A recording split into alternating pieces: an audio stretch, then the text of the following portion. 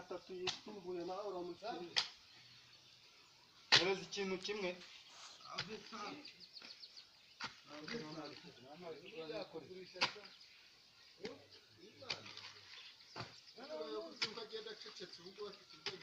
uwuhe abantu rega baranzwe n'ababyeyi niko bameze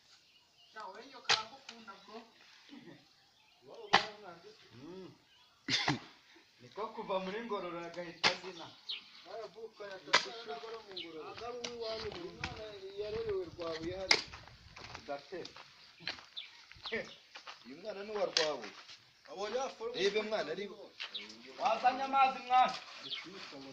iyi ntabwo nayibumvisha ntabwo nkubeshya cyakora iyi ntoya yaba iyo kwa noheli rero iyi ntoya yaba iyo kwa noheli mwana amazi yawe